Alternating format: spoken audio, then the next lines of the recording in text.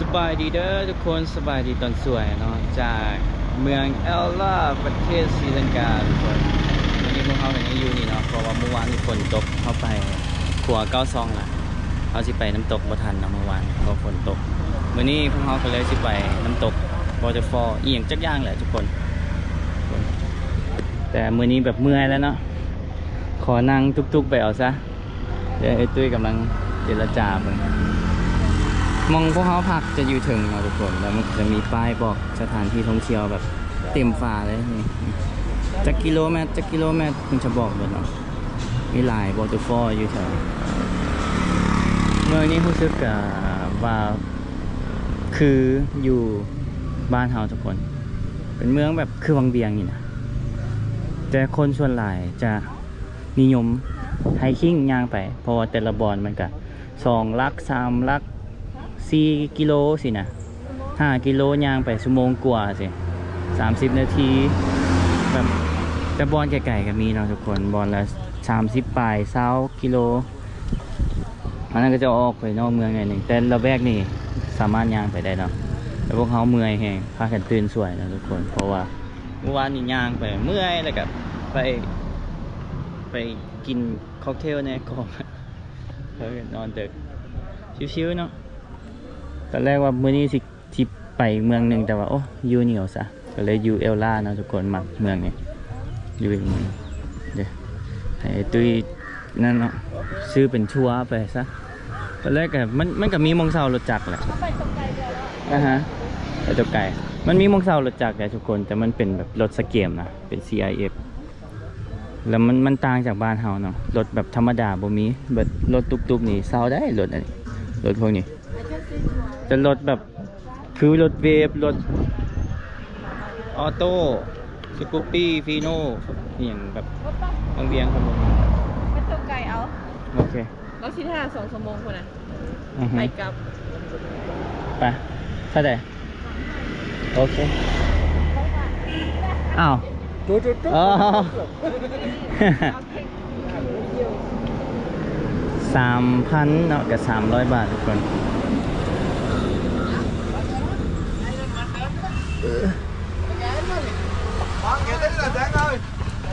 เต็มเนาะสวิตลมกันเมื่อคืนนี่ลมกันเมื่อคืนนี่ว่าชี้ยางไปได้แต่ว่าพากันเมื่อยเด้เราถามเขาเจ้าแล้วเขาบอกว่ามันโมงามน้ำมันน้อยโอเคเป็นตัวนี้ โอเคไป แล้วบอกว่า2 hours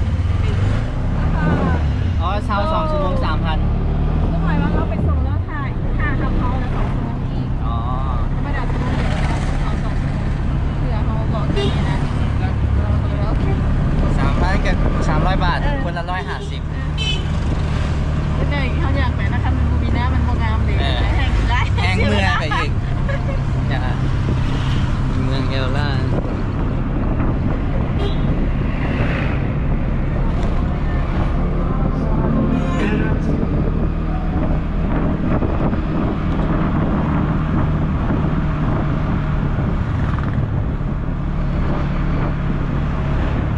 300ดีกว่า yes 3,000เลยก็300ฮะ3,000อันนี้นะเพราะว่า3,000อันนี้แม่300 บาทแม่$10คนละ$5คนละ100,000 ปลายทุกคน326 บาทเนาะคนละ150 ปลายบาท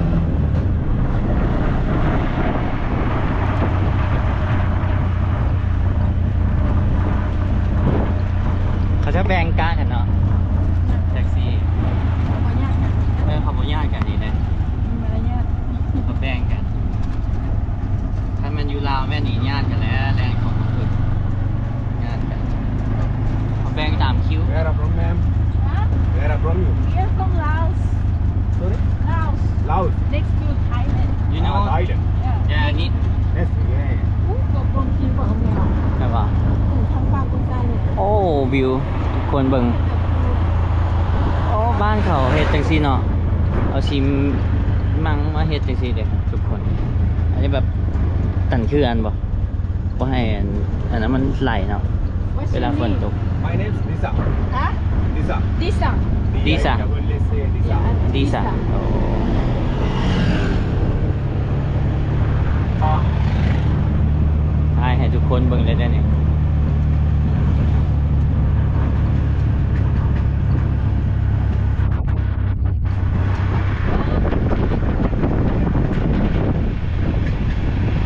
โอ้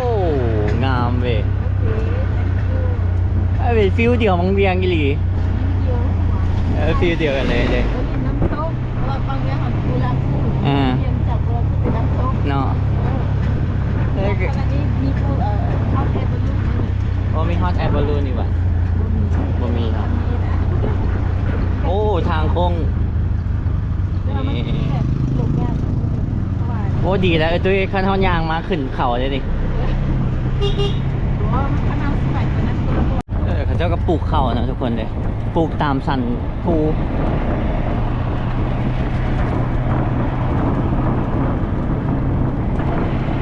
แล้วปุ้มมีประเทศแถวนี้นี่คืออยู่ภาคเหนือประเทศลาว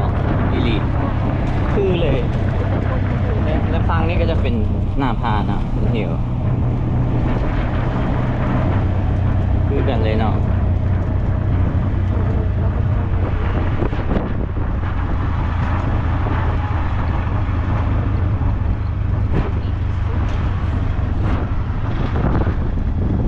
ฟิวเดียวหลวงพระบางเลยว่ะเจ้าหลวงพระบางจะพูดฮอดเลยวะนี่ ถ่ายรูปเด็ด อ๋อ take photo okay thank you sir Yeah.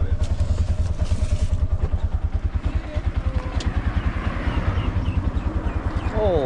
ว้าว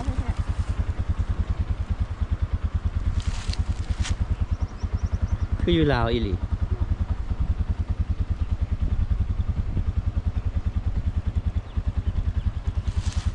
มันมีต้นอย่างนี้สูง Ella Rock. แอนนาล็อก ๆแอนนาร็อก Ella Rock. เอลเรลล็อก เอลลาล็อกอ๋อเอลลาล็อก โอเค เอลลาล็อกวิวพอยต์ Yeah, yeah. yeah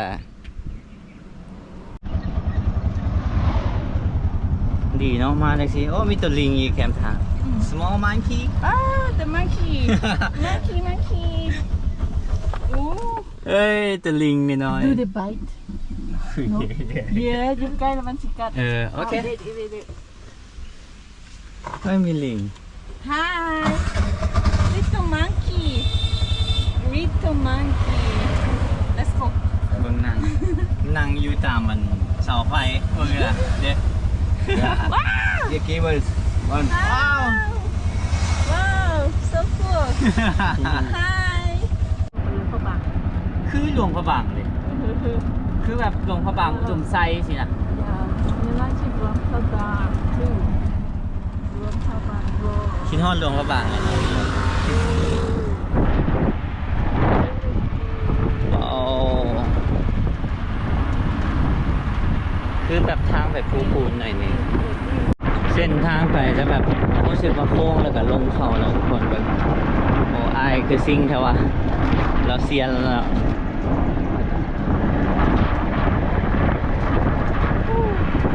ฟิวเดียวอยู่ลาวเดี๋ยวซุ่มเลยสองข้างทางก็จะเจอ อยู่ร้านเขาไม่อยากใส่ได้ที่อยากพูดมันทำไมทุกเลยเนาะ เบิ้งให้มันหูแต่มันต่างเด้ไอ้มันคล้ายๆคือแต่มันต่างเด้ก็เห็นเขาเจ้าขายสาลีแคมทางเนาะเด้ เนาะเด็กซื้อเลยอ่ะ เนี่ยแล้วก็ขายพักขายอย่างแคมทางทุกคนคือบ้านเฮาเลยเด้สาลีต้มสาลีต่างอยู่นี่ก็คือคันอยู่บ้านเฮาหั่นเวลาไปโรงเรียนเห็นบ่อยตัวเองเขาจะหิ้วสาลีกลับมาแล้วก็เปิดหม้อให้มันควันออกกุยๆ มาซื้อเด็กน้องลิงเหรอลิงมันก็หลายกันนี่ ฝั่งซ้ายมือนี่จะเป็นเหวนะทุกคนหน้าผาสูงสันๆแล้วก็จะเห็นลิงเต็มสองข้างทางเนี่ยฝั่งลิงขี่มาแป๊บเดียวทุกคนน่าจะฮอดแล้วนะแล้วก็มีตัวลิงมีของฝากนะมีห้านค้าทั่วไป Okay. What the name of the waterfall Ravana. กาวานา ลาวานะ ลาวานา Now. ลาวานา waterfall thank you น้ำตกลาวานานะทุกคน พี่ก็ซื้อแล้วนะ ดี รีบจ้ะ ไง Philippines? ลาวส์เนี่ยไทยแลนด์ Sorry? มีลิงโต๊ะนะคะก่อน สลิง มันคิวซะ โอ้อยู่ถึง Laos? เรา ตอนแรกเขาคนอยู่นี่จะบ่ฮู้นะประเทศลาวเป็นประเทศที่น้อยเลยทุกคนคนกันโอ้เบิ่งตัวลิงคือหน้าโหดแท้มันเป็นทรงผมมันแซงแบ่งกลางอีกแล้วเอ้ยตุ้ยหมอนี่ทรงผมแบ่งกลางหน้ามันโหดเว้ยหน้าโหดจริงทรงผมมันแบ่งกลางอย่างนี้นะโอ้ ก็คงยืมไหมไม่ ลิง อาบน้ำน่ะ ลิงมันก็หลาย อาบน้ำ ลิงสวิมมิ่ง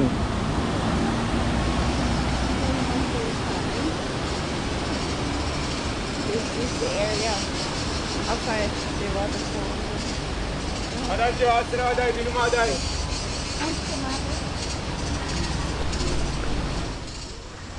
อ๋อขายกับปิ้งสาลีอยูนี่เต็มขายมะพร้าวขายหมากไม้ต่างๆแล้วตัวลิงก์กับยูทูบทุกคนว้าตัวลิงก์นี่ท่ารักเครื่องกินอยู่ที่ใช่โอ้เขาปิ้งแบบนี้เนาะเขาจะปิ้งได้สิเว้ย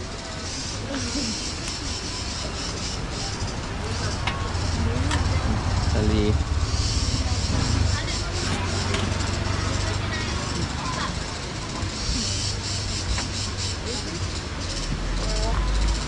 Lanova? ลาวานา Lavana. ลาวานา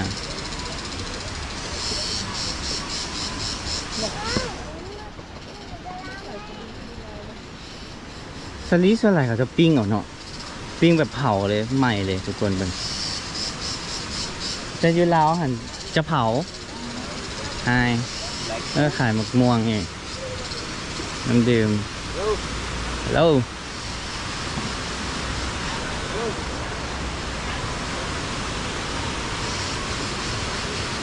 ก็มีจะเขียนเนาะทุกคนเลยมีภาษาจีนอีกได้อ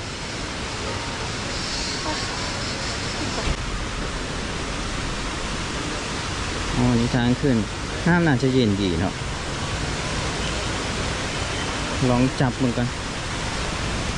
โอ้เย็นดีทุกคนโอ้มีผาอีก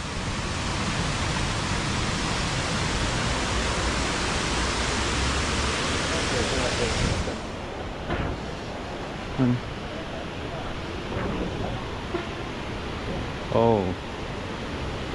โอ้ให้มันอยู่บ้านเฮานี่คนท้องถิ่นน่าจะมานั่งกินเบียร์นั่งชิวๆเนาะแต่อันนี้แบบไม่เห็นเลยทุกคนไม่เห็นกับเจ้ามาซุมแซวนั่งกินเบียร์อยู่นี่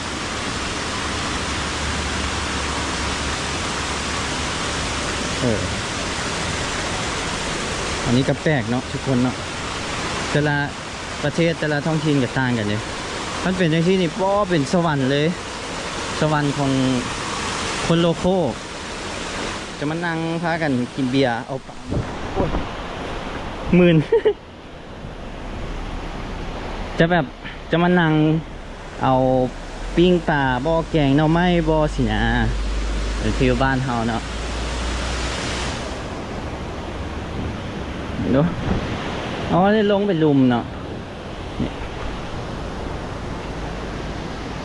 yes ว้าว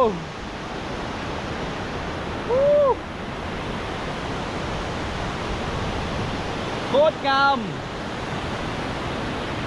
มันตกขาดฟ้าสูงขนาดทุกคน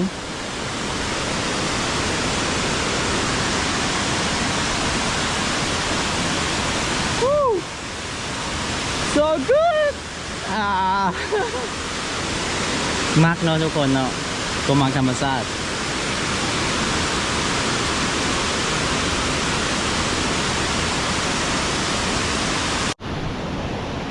เมื่อกี้ปีนขึ้นไปเบงมุมเทิงเนาะทุกคนเดี๋ยวลงมาลุมมันมุมตุ้ยอยู่ลุมเนาะอู้คาขนาดทุกคนผู้ใดมากธรรมชาตินี่โอ้มาเที่ยวประเทศนี่แบบหักแหงทุกคนก็อยู่ลาวบ่มีเนาะที่ว่าน้ำตกในอย่างที่นะสูงทุกคน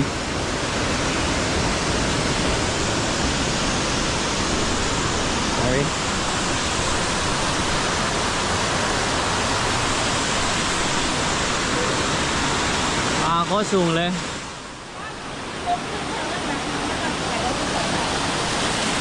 มันไปได้อยู่แต่มันมืนเสื่อมืนได้นี่โอ้เกือบตัวนี้ชื่อกีหินแห้งมืน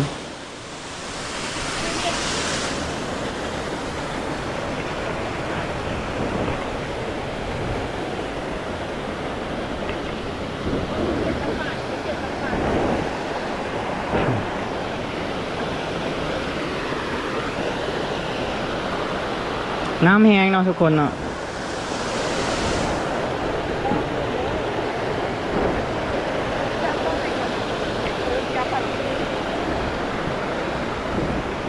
เย็นดี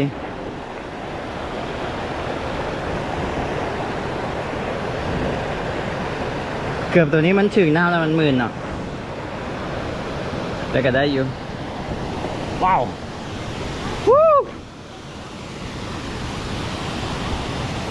yes ฮะ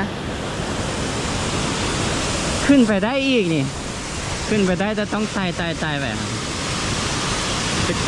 ขึ้นไป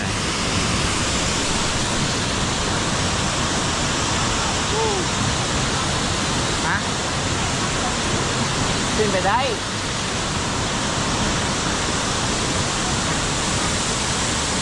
คนท้องถิ่นก็จะกลับมาเที่ยวหลายเลยทุกคน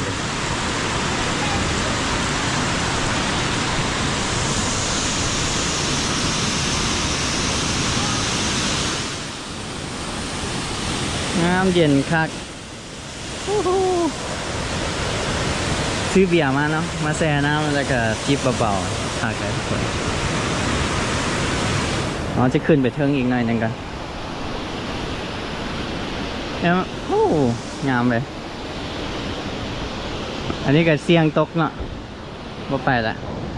บ่เป็นประเทศเขาเซฟดีกว่าโมเมนต์ครับว่ามีขี่ตัวลิงที่นี่ด้วย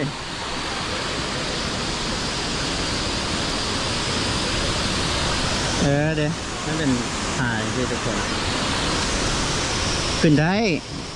เดี๋ยวทางนี้พักจะสิ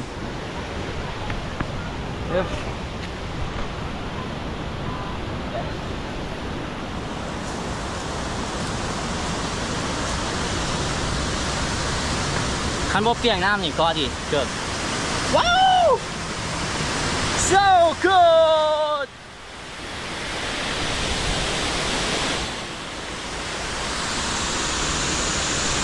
ขึ้นไปเทิงอีกได้เลย yes yes ไอ้ด้วยถ่ายรูป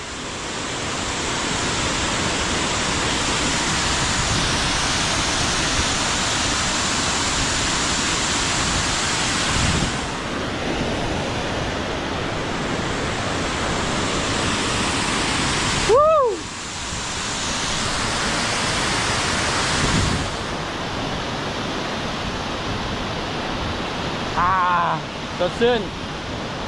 กาดี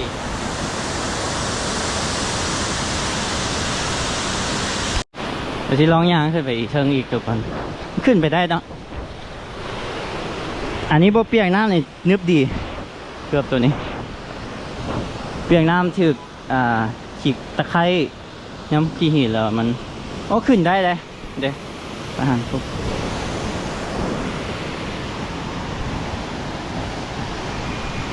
ปีนี้ก็ได้ เดินลงไปนี่ไปขี่ข้าแล้วนะทุกคน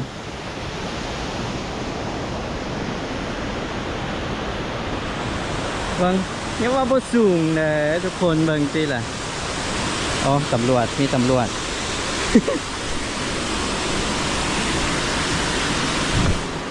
ลงไปกันเนาะเมื่อกี้นี่ลงมาส่วนตำรวจเป่าเพราะว่าเพิ่นว่าdangerous pay be careful ระแวกนี้เป็นบ่อนอันตรายเนาะควรระวังบ่ได้บอกว่าห้ามปีน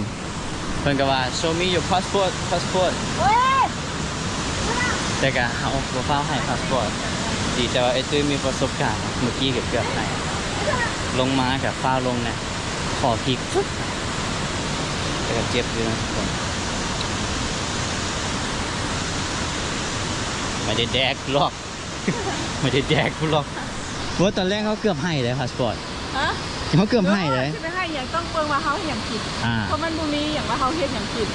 คันมีป้ายว่าห้ามขึ้นเขาก็บ่ขึ้นแต่มันบ่ได้มีเลยเขาสิฮู้ได้จังได๋ มันมีแต่บอกระวังเฉย บอกระวังมันอันตรายมันบอกว่าห้ามขึ้นอันตรายเขาก็บ่ขึ้นแหละ ๆ เรา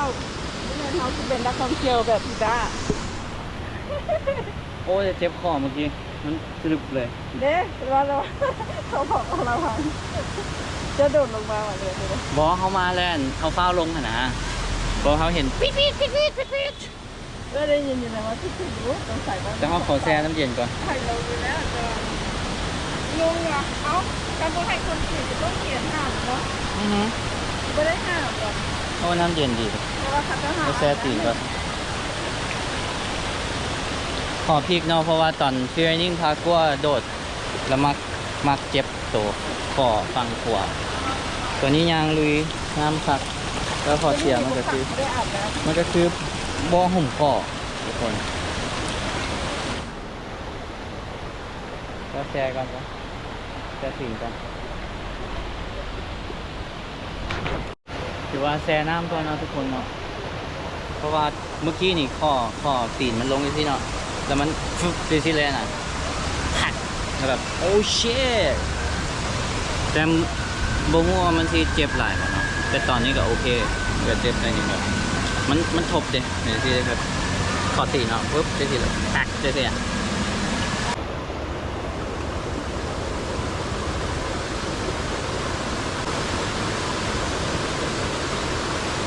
เจ็บอยู่นี่เจ็บอยู่นี่ทุกคน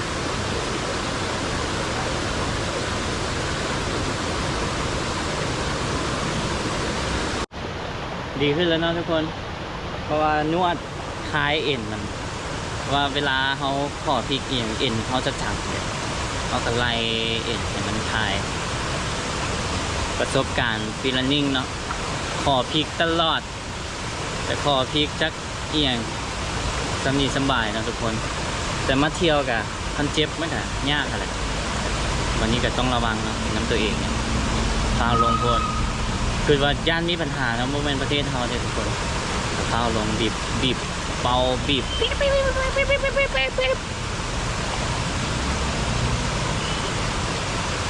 โอเคไปเอาไปต่อโอเคแล้วนะทุกคนสบายแล้วยังได้คือเก่าแหละเพราะว่าจัดกระดูกมันมักเป็นเนาะเพราะว่าขอบขาเขานะแบบลึงห่างกายตัวเองเด้เวลาเป็นอย่างที่เขากับนวดแล้วก็จัดทำมันลันปุ๊บนี่ป๊อกถือว่าโอเคอันนี้เป็นวิวฝั่งนี้เนาะทุกคนฝั่งขวาเอาข้ามขวามางามขนาด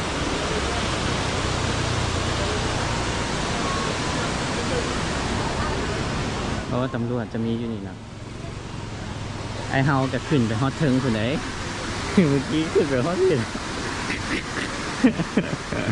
ตอนแรกที่ขึ้นไปต่อไปยอดซองแล้วว่าได้ขึ้นไปยอดซองผู้ใดมาเที่ยวคนเดียวระวังเลยทุกคน ให้สังเกตเบิ่งก่อนเนาะเขาจะให้ขึ้นว่าให้ขึ้นแต่กบก็เห็นแล้วมันเขียนแต่dangerous page มันก็เรียกว่าบ่ให้ขึ้นแล้วก็ระวังแน่นอนทุกคนรักษาตัวเอง ไอ้เฮากับเฝ้าลงเนี่ยแทนที่กับตำรวจจะฆ่าอยู่ลุมเขาก็คอยมาก็ได้เราเลยเฝ้าโทษ ตะลิงนั่งชิวขนาดก็เบิ่งวิวอยู่หลัง